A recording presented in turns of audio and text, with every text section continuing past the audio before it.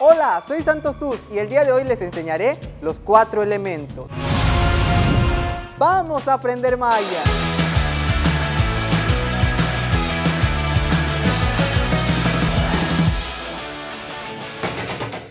Los 4 elementos. Iniciamos con lo más vital del mundo, el agua, y se dice ha, ha, ha, ha.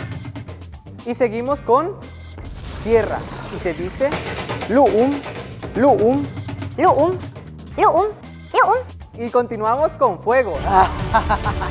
Perdón, me alteré. Y se dice ak, ak, Ak, ak, ak. y seguimos con viento, y se dice ik. Ik, ik, ik.